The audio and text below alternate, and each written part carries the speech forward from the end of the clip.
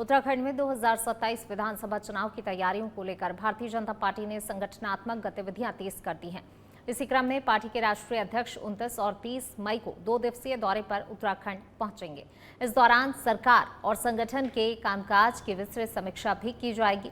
इसके साथ ही हारी हुई सीटों और बूथ स्तर तक चुनावी रणनीति को मजबूत करने पर विशेष तौर पर मंथन भी होगा।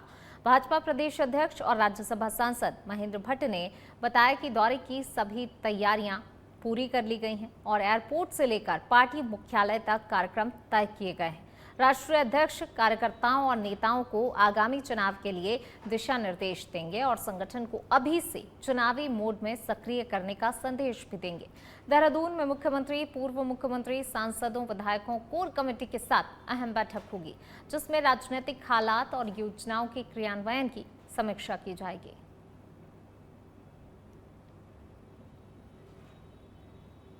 उधमसिंह नगर के सितारगंज क्षेत्र में मुख्यमंत्री पुष्कर सिंह धामी ने रविवार को शक्ति फार्म को सिडकुल क्षेत्र से जोड़ने के लिए सिसोना नदी पर लगभग 11 करोड़ 41 लाख रुपए की लागत से बनने वाले 150 मीटर स्पान सीसी पुल का शिलान्यास किया।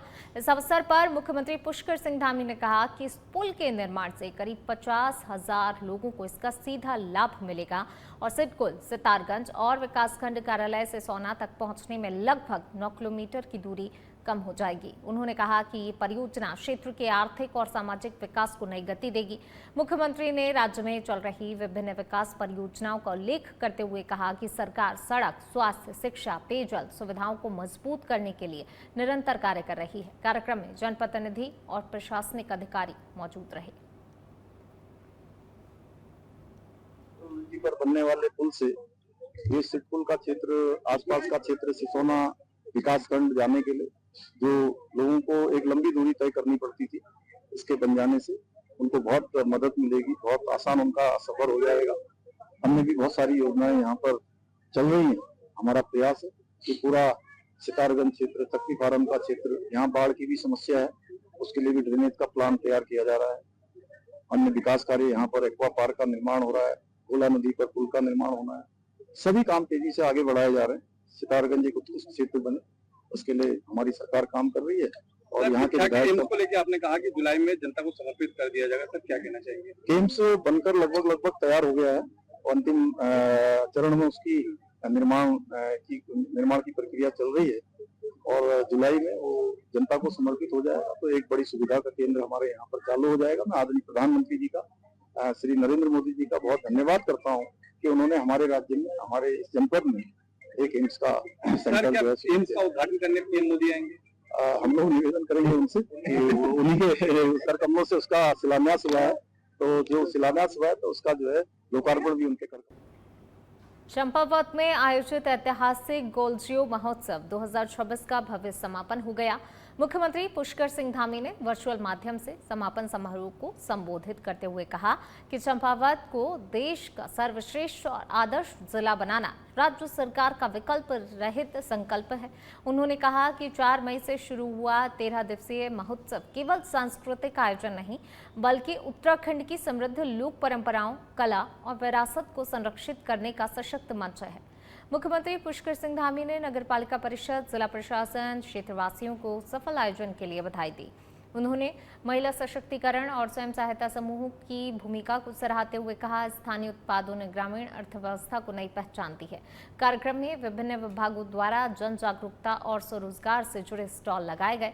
समापन अवसर पर आयोजित स्टार नाइट में लोक गायक इंदर आर्या, माया उपाध्याय और नीरज चुफाल ने कुमाऊनी और गढ़वाली गीतों की शानदार प्रस्तुतियों से माहौल को सांस्कृतिक रंगों से सराबोर कर दिया।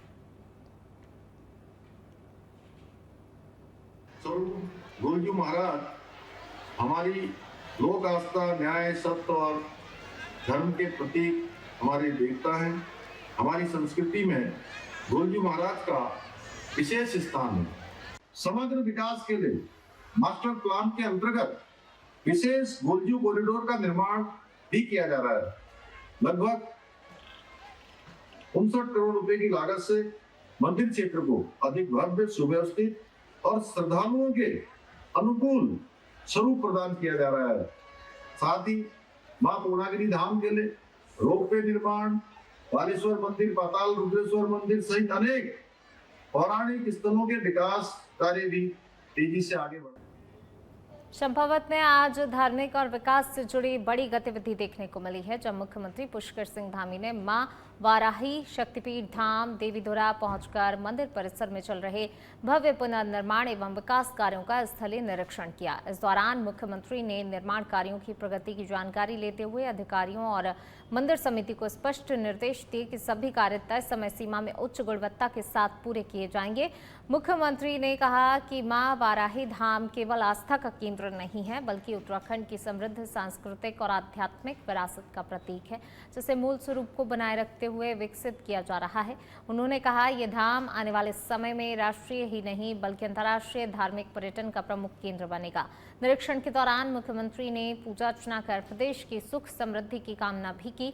लगभग 15 करोड़ की लागत से परियोजना आधुनिक सुविधाओं के साथ तैयार की जा रही है।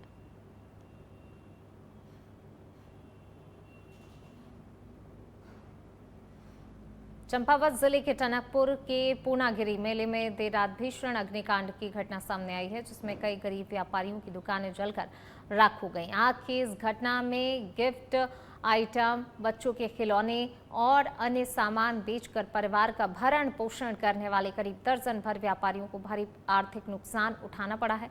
सूचना मिलते ही मुख्यमंत्री कैंप कार्यालय के नोडल अधिकारी केदार सिंह ब्रिजवाल मौके पर पहुंचे और पीड़ित व्यापारियों से मुलाकात कर उन्हें ढांढस बंधाया। उन्होंने तत्काल ही घटना की जानकारी मुख्यमंत्री पुष्कर सिंह धामी और जिला प्रशासन को दी। वहीं प्रशासन ने त्वरित कार्रवाई करते हुए प्रभावित व्यापारियों को राहत सहायता उपलब्ध कराई। इसके साथ ही भविष्य में मेले के दौरान ऐसी घटनाओं की पुनरावृत्ति रोकने के लिए सुरक्षा व्यवस्थाओं को और मजबूत करने के निर्देश दिए गए। पीड़ित व्यापारियों ने त्वरित सहायता के लिए प्रशासन का आभार जताया।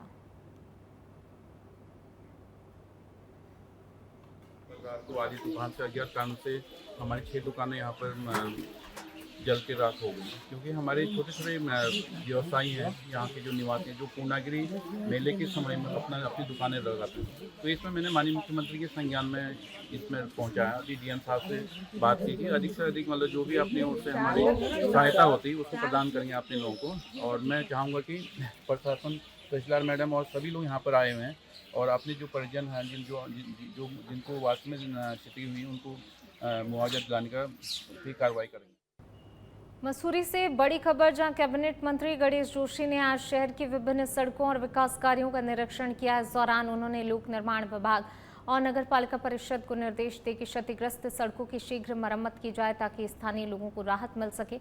मंत्री ने उप जिला चिकित्सालय का भी निरीक्षण किया और अस्पताल में कर्मचारियों की कमी को गंभीरता से लेते हुए अधिकारियों को जल्द नियुक्ति करने के निर्देश दिए। इससे पहले उन्होंने लंढौर बाजार क्षेत्र में भू धसाव प्रभावित स्थान का भी दौरा किया और नगर पालिका को जल्द से जल्द ट्रीटमेंट कार्य शुरू करने के लिए निर्देशित किया। मंत्री ने प्रभावित महिला एवं भूस्वामी से बातचीत कर उनके विस्थापन की प्रक्रिया पर भी चर्चा की और उन्होंने बताया कि 26 लाख रुपए की लागत से क्षेत्र में ट्रीटमेंट कार्य कराया जाएगा। इसके साथ ही उन्होंने जनता से पर्यावरण और ऊर्जा संरक्षण को लेकर भी अपील की।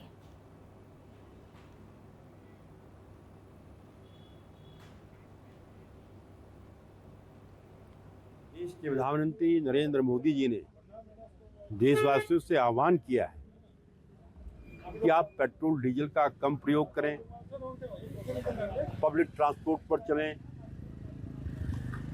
गोल्ड न खरीदें, विदेश यात्रा पर न जाएं, क्योंकि आज पूरा एक वैश्विक संकट पूरे विश्व के अंदर आ गया है।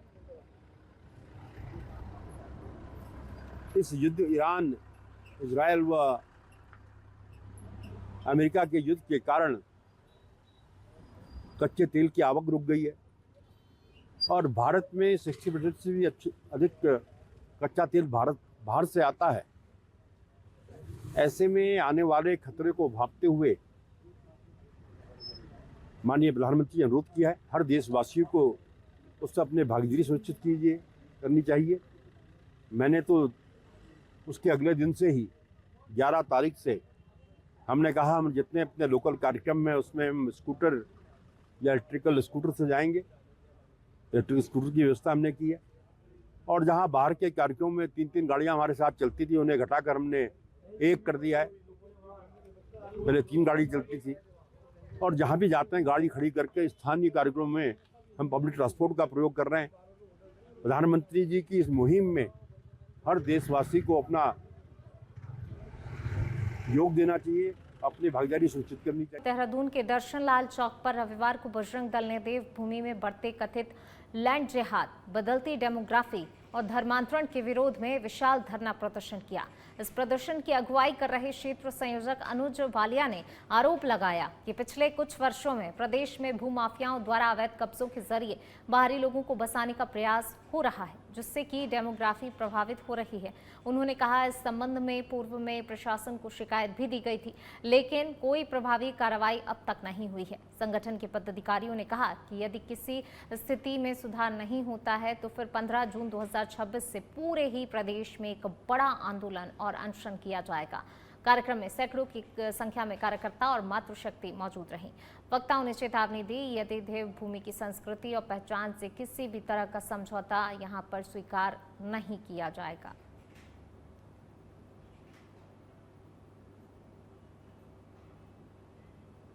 विकासनगर के शती नहर में लापता महिला का शव बरामद किया गया है। चौकी नागपत्थर से सूचना प्राप्त हुई। पुल नंबर 1 के समीप शक्ति नहर में एक महिला अपने 2 बच्चों के साथ कूद गई है। घटना की जानकारी मिलते ही आसपास मौजूद स्थानीय लोगों ने तत्परता दिखाते हुए दोनों बच्चों को सुरक्षित बाहर निकाल लिया, जबकि महिला नहर के तेज बहाव में लापता हो गई। सूचना प्राप्त होते ही एसडीआरएफ की टीम आवश्यक रेस्क्यू उपकरणों के साथ घटनास्थल के लिए रवाना हुई।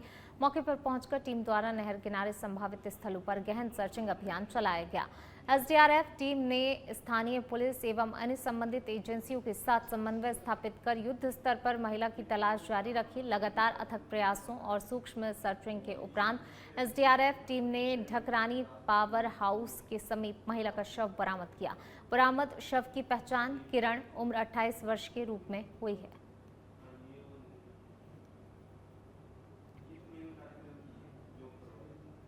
देहरादून में कांग्रेस के वरिष्ठ नेता और चुनाव प्रबंधन समिति के अध्यक्ष डॉक्टर हरक सिंह रावत ने राज्य सरकार पर गंभीर आरोप लगाए हैं। उन्होंने कहा, सिडकुल क्षेत्रों सेलाकुई, हरिद्वार और ऊधम सिंह नगर में उद्योगों के भीतर श्रम कानूनों का खुला उल्लंघन हो रहा है और श्रमिकों का लगातार उत्पीड़न किया जा रहा है। हरक सिंह रावत ने आरोप लगाया कि श्रमिक कई बार अपनी समस्याओं को लेकर मांग उठा चुके हैं, लेकिन उनकी सुनवाई नहीं हो रही है, जिसके चलते वे आंदोलन के लिए मजबूर हैं। उन्होंने कहा, सरकार मजदूरों की आवाज दबाने के लिए पुलिस बल का उपयोग कर रही है, जो कि लोकतांत्रिक मूल्यों के खिलाफ है। इसके साथ ही उन्होंने महिला श्रमिकों के साथ भेदभाव और मूलभूत सुविधाओं की कमी का मुद्दा उठाया है। उन्होंने न्यूनतम वेतन बढ़ाने और नौकरी से बिना कारण निकाले जाने पर रोक लगाने की मांग की है। जो श्रमिकों की जो विशेष करके समय समय पर इनके शिविर लगाए जाए। श्रम विभाग 2016 के बाद श्रम विभाग का जो निरीक्षण होता था फैक्ट्रियों में, वो बंद हो गया। शिकायत पर लेबर कमिश्नर से परमिशन लेके ही कोई लेबर इंस्पेक्टर फैक्ट्री में एंट्री कर सकता है। इसके कारण भी फैक्ट्री मैनेजमेंट मनमाने तरीके से श्रमिकों का शोषण कर रहा है। हमारी बहुत स्पष्ट मांग है कि श्रमिकों का शोषण बंद होना चाहिए। अगर वो 8 घंटे से अधिक उनसे काम लिया जाता है, उसको अलग से वेतन दिया जाना चाहिए, उसका अलग से मानदेय उनको दिया जाना चाहिए। दूसरा कि छुट्टियां भी मिलनी चाहिए। जो लेबर कानून में छुट्टियां निर्धारित है, साप्ताहिक छुट्टी, कम से कम एक छुट्टी तो हफ्ते भर में एक छुट्टी तो होनी चाहिए। चाहे आप संडे के दिन करो, चाहे किसी और दिन करो। देहरादून जिले के विकासनगर के सेलाकुई स्थित डिक्सन फैक्ट्री में श्रमिकों के प्रदर्शन के दौरान हुए उपद्रव और पथराव के मामले में पुलिस ने बड़ी कार्रवाई करते हुए 10 उपद्रवियों को गिरफ्तार किया है। पुलिस के अनुसार कुछ लोग मजदूरों की आड़ में फैक्ट्री परिसर और पुलिस बल पर पत्थरबाजी कर माहौल बिगाड़ने की कोशिश कर रहे थे। एसएसपी देहरादून के निर्देश पर थाना सेलाकुई और कोतवाली सहसपुर की संयुक्त टीम ने ऑपरेशन प्रहार के तहत ये कार्रवाई की। जांच में सामने आया, कुछ लोग श्रमिकों को भड़काकर कानून व्यवस्था खराब करने और काम पर जा रहे कर्मचारियों से मारपीट जैसी घटनाओं में शामिल थे। पुलिस ने संभावित दोबारा उपद्रव की आशंका को देखते हुए सभी आरोपियों को धारा 170 बीएनएस के तहत गिरफ्तार किया है। गिरफ्तार आरोपियों में उत्तर प्रदेश, हरिद्वार, उधम सिंह नगर और सैलाकुई क्षेत्र के लोग शामिल हैं। सभी को न्यायालय में पेश किया जाएगा।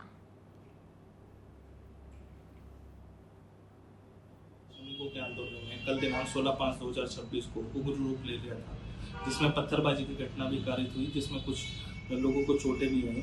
तो उस संदर्भ में कल दिनांक 16/5/2026 को थाना सैलाकुई पर मुकदमा अपराध संख्या 59/2026 और 60/2026 पंजीकृत कर आवश्यक वैधानिक कार्रवाई की जा रही है, जिसमें उपद्रवियों के चिन्हीकरण संबंधित उनके नाम पते तस्दीक संबंधित सभी कार्रवाई सम्मिलित हैं। अभी क्षेत्र में शांति व्यवस्था कायम है, जिसमें पर्याप्त पुलिस बल की मौजूदगी है। साथ ही साथ हमारे द्वारा जो उपद्रवी तत्व थे, जो लोगों को भड़का रहे थे, ऐसे 10 लोगों के खिलाफ हमारे द्वारा 170 बीएनएस की कार्रवाई अमल में लाई गई है। क्षेत्र में शांति व्यवस्था कायम है। आप सभी से अनुरोध है कि किसी भी प्रकार की अफवाहों पर ध्यान न दें। पंच केदारों में चतुर्थ केदार भगवान श्री रुद्रनाथ जी की चल विग्रह डोली आज गोपेश्वर स्थित गोपीनाथ मंदिर से मध्य हिमालय में स्थित रुद्रनाथ धाम के लिए भव्य रूप से रवाना हुई। कपाट खुलने की परंपरागत प्रक्रिया के तहत गोपीनाथ मंदिर में विशेष पूजा अर्चना आयोजित की गई, जिसके बाद जयकारों, पुष्प वर्षा और सेना की बैंड धुनों के बीच देव डोली ने मंदिर के लिए प्रस्थान किया। इस दौरान बड़ी संख्या में श्रद्धालु मौजूद रहे और भक्तिमय माहौल बना रहा। मंदिर के मुख्य पुजारी हरीश भट्ट ने बताया, सोमवार मध्याह्न में विधि विधान के साथ रुद्रनाथ मंदिर के कपाट ग्रीष्मकाल के लिए खोले जाएंगे। कपाट खुलने के बाद श्रद्धालु भगवान रुद्रनाथ के एकानंद स्वरूप के दर्शन कर पूजा अर्चना कर सकेंगे।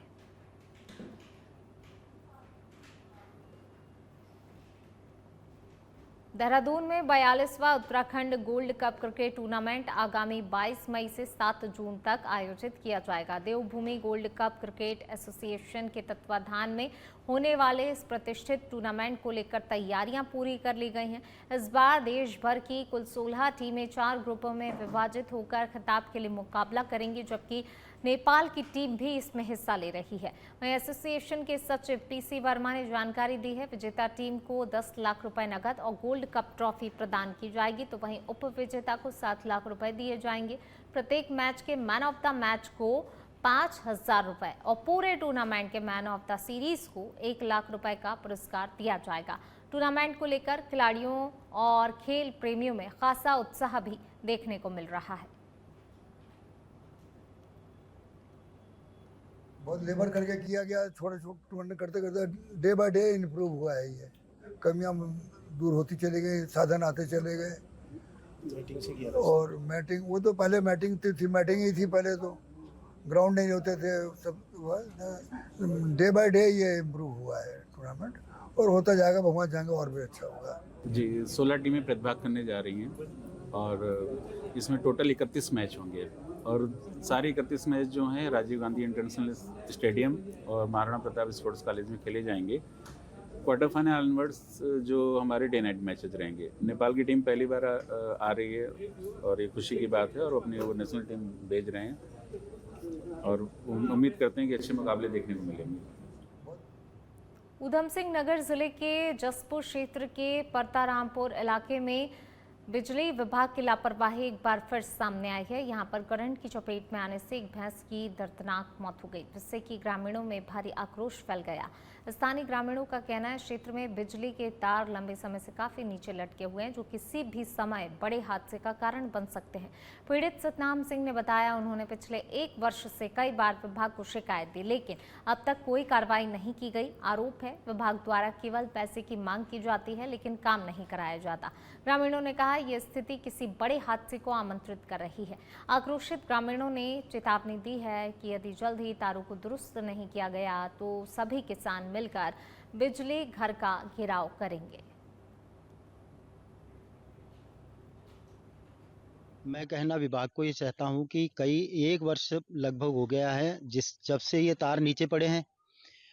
हमने इनको कई बार कहा है कि कोई जानवर या कोई इंसान भी इसका दुर्घटना हो सकती है, मगर के विभाग की तरफ से यही है कि पैसा लाओ, इकट्ठा करो, पैसा इकट्ठा करके हमको दो और फिर काम होगा। और ना ये साझे का काम है, ना कोई पैसा इकट्ठा करता है, ना ये काम हो रहा है। सर हमें तो आश्वासन कोई किसी प्रकार का नहीं दिया। हमने तो ये है कि कई बार कह चुके हैं, उसके बाद में तो यहाँ कोई आता ही नहीं है। हमें तो ये लग रहा है कि बड़े हादसे का इंतजार कर रहे हैं वो। कोई ना कोई अगर अब तो जानवर है, कोई इंसान की मौत हो जाएगी तो हो सकता है उसके बाद में ही कार्रवाई।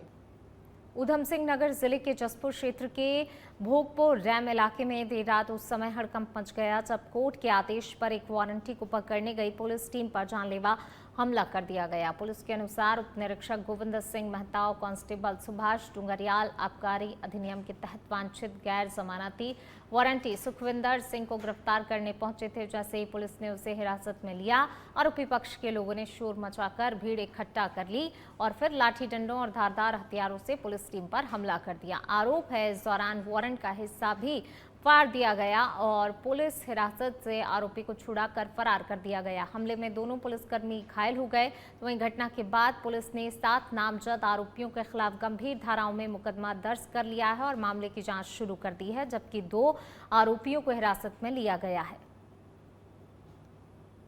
विगत रात्रि कोतवाली जसपुर क्षेत्र अंतर्गत एक अभियुक्त सुखविंदर सिंह पुत्र बिशन सिंह निवासी भोगपुर डाम नंबर 2 जसपुर को न्यायालय से जारी गैर जमानती वारंट की तामीली के क्रम में उसे गिरफ्तार करने के लिए पुलिस टीम गई थी उप निरीक्षक गोविंद मेहता के नेतृत्व में, जिस पर उक्त अभियुक्त सुखविंदर सिंह को गिरफ्तार करके उसको उसके विरुद्ध जारी वारंट से अवगत कराते हुए जब प्रपत्र तैयार कराए जा रहे थे, तभी सुखविंदर नामक अभियुक्त के द्वारा अपने परिजनों और रिश्तेदारों को शोर करके वहां बुला लिया गया और गिरफ्तार शुदा अभियुक्त को उन लोगों के द्वारा पुलिस के कब्जे से छुड़ाया गया। पुलिस बल पर हमला बोला गया, जिस संबंध में सुखविंदर सिंह व अन्य 6 अभियुक्तों के विरुद्ध अंतर्गत धारा 109, 121, 127, 132, 190, 191, 221, धारा 3, 324, 351 और 352 भारतीय न्याय संहिता के अंतर्गत अभियोग पंजीकृत कराया गया और उनमें से 2 अभियुक्तों को गिरफ्तार कर माननीय न्यायालय के समक्ष पेश किया जा रहा है। अन्य अभियुक्तों की गिरफ्तारी हेतु टीमें गठित की गई हैं और प्रयास निरंतर जारी हैं। चंपावत पुलिस और एसओजी टीम ने टनकपुर में संयुक्त कार्रवाई करते हुए एक युवक को 10.41 ग्राम अवैध स्मैक के साथ गिरफ्तार किया है। पुलिस अधीक्षक रेखा यादव के निर्देश पर जिले भर में चलाए जा रहे नशा विरोधी अभियान के तहत क्षेत्र अधिकारी विमल प्रसाद की निगरानी और कोतवाली प्रभारी चेतन रावत के नेतृत्व में कार्रवाई की गई। सघन चेकिंग के दौरान जा पिज्जा रेस्टोरेंट के पास संदिग्ध गतिविधियों के आधार पर नई बस्ती निवासी 32 वर्षीय धर्मेंद्र कुमार को पकड़ा गया। तलाशी में स्मैक बरामद होने पर आरोपी को मौके पर ही गिरफ्तार कर एनडीपीएस एक्ट के तहत मुकदमा दर्ज किया। पुलिस के अनुसार आरोपी पर पहले भी एनडीपीएस, आर्म्स एक्ट और जुआ अधिनियम के तहत कई मामले दर्ज हैं। पुलिस ने आमजन से नशे के खिलाफ सूचना देने की अपील की है।